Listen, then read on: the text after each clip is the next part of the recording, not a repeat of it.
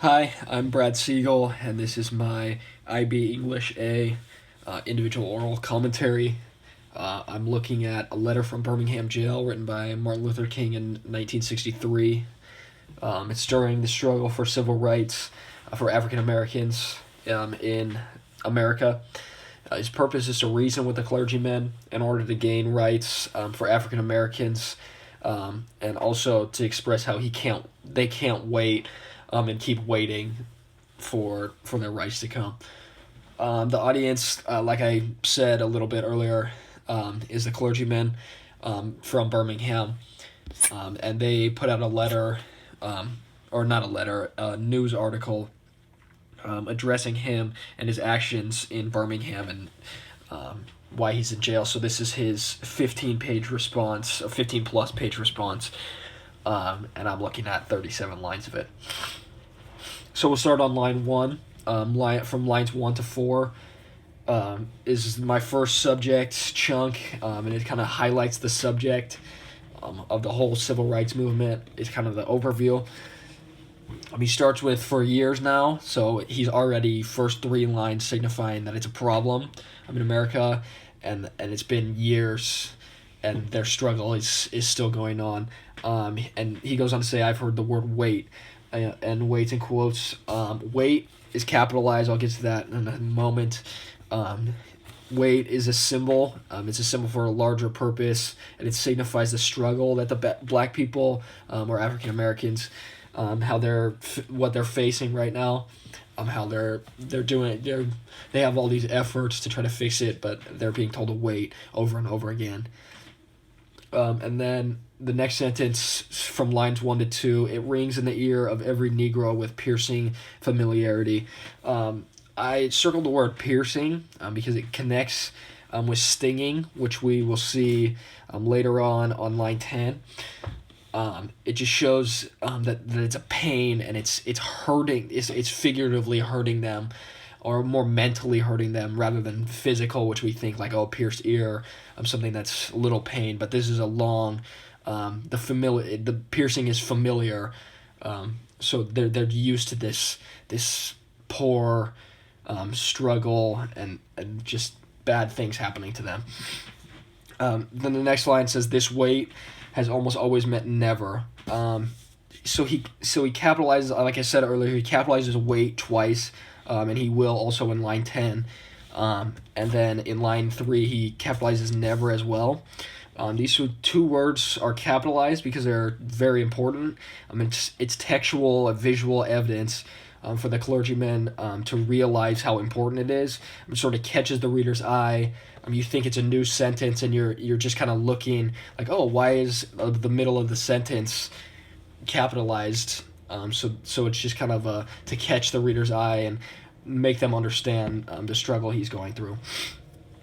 The next sentence, just the end, was the more important part. The quote that says, "Justice too long delayed is justice denied," and that's his sort of main purpose in the whole civil rights movement up to this point in 1963, and also the purpose of his letter as a whole, not necessarily fully this passage, but it is a major key in this passage. So that's the end of the first subject. And the second subject, it's sort of the background and comparison to other nations, and to show how long it's taken. So he begins, this is from line 6 to the end of line 10. He says, "We have waited for more than 340 years for our constitutional and God-given rights." So the end there, our constitutional and God-given rights, that's logos. He makes it appear that it's like logical that African Americans should have their rights by now if it's been 340 years. And this isn't just African Americans. This is black people as a whole. 340 years, because obviously America wasn't here 340 years ago. But he makes the audience feel as if he's right, and makes the audience feel like, oh, this has been far too long and long overdue, which also connects with the very first 3 words, "for years now." So it's kind of evidence for what he just described of the overall purpose from the last paragraphs. This line's just sort of summarizing, giving evidence to it.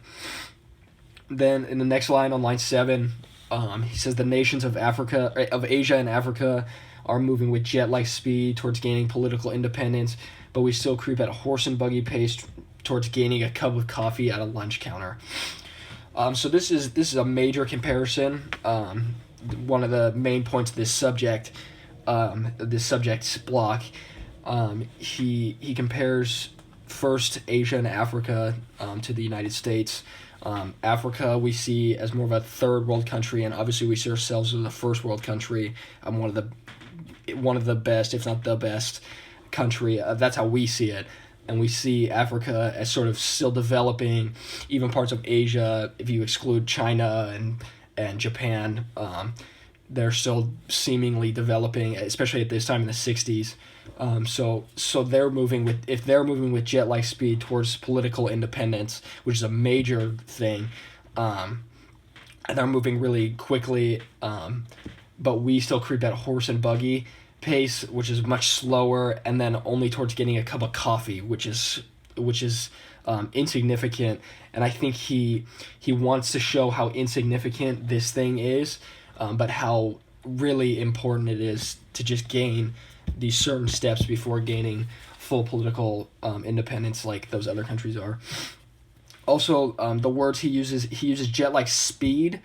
Speed we generally use for something that's going fast. We unless you say slow speed. And pace is something more like drawn out, just like longer. You kind of pace yourself, like it will take you a while. But speed is like, oh, we're gonna rush and get to our point. And this is also a metaphor to convey his point towards a larger audience who may not understand his purpose. So this goes past the clergyman and goes towards everyone, and it gives the audience a way to connect. So like almost everyone would know a jet-like speed, that's fast. Horse and buggy pace, that's slow. So it just gives familiarity to people who may not understand. At the end of this block on line 10, I kind of alluded to earlier, the stinging connects with the piercing. So the diction of stinging makes the audience realize the pain that they're going through, and also it makes the tone a little bit darker by saying stinging dark of segregation. So it kind of brings the mood down and makes the tone a little darker, heading into his main two subject blocks, which starts in the next line, or basically at the end of line 10, and up until line 15 is the first example one, and those are examples just generalizing all African Americans, and it's the start of his run-on sentence. Not run-on sentence. Well, yeah, run-on sentence. He starts first off the words vicious and cage. Those words are very... I'll just go the whole thing. He majorly plays during his whole when you that thing, the sentence, sorry, not that thing. He majorly plays on the audience's pathos in order for them to understand his pain, and words like cage or vicious convey a violent tone, and it sort of horrifies the audience, showing them the horrible things that are taking place, in hopes that they can understand his main message, which is that they can't wait for rights to come to them, and they need to gain them quickly. It's a pressing issue. Also, oh, sorry. The repetition of when you, as we will see up until about line 35, is important because it keeps the reader going quickly. It understands how through examples you can understand his point better.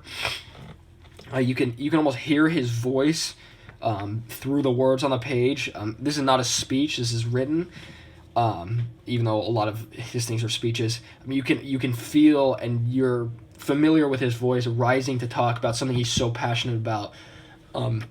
and you know from, if you have ever heard any of his speeches, most people have heard "I Have a Dream," you know that he gets very into his speech, and he's so passionate, and you can tell, and you can tell he's passionate throughout the whole second paragraph.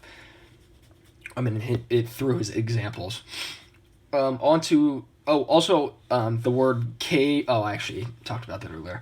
So on line 15 up until line 34, he starts to talk about himself, and through a personal anecdote rather than just the African Americans as a whole.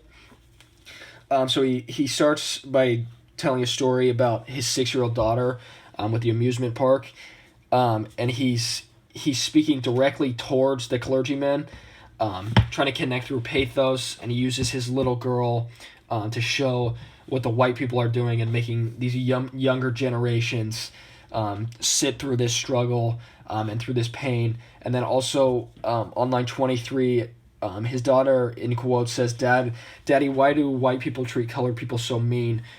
So it's and unconscious bitterness, that's a main point, because his daughter, who doesn't know anything about the movement or anything about history, most likely at 6 years old,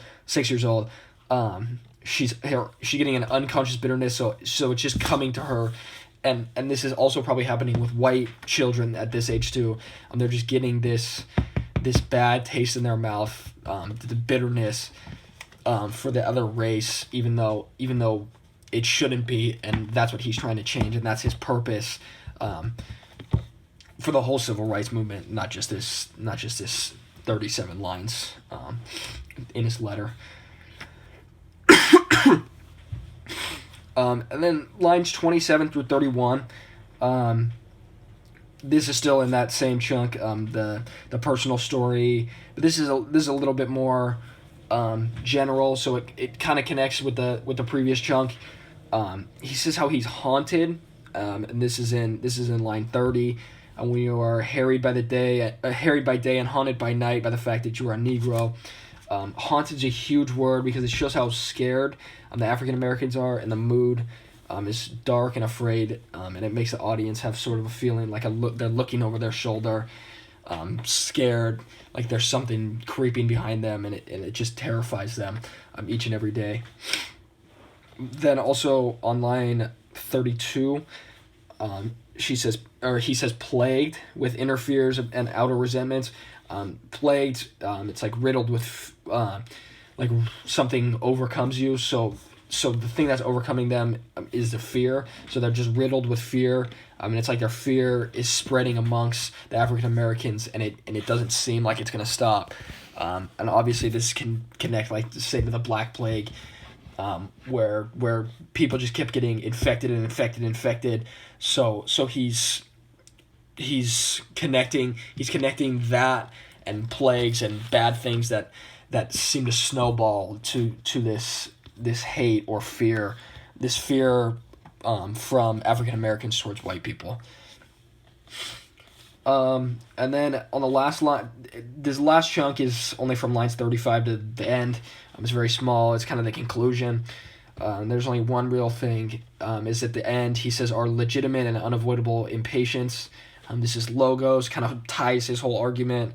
It's one final push to show the audience that it's illogical, and that their argument is valid, and they have a valid reason that he has a valid reason to write back to their letter that they sent out.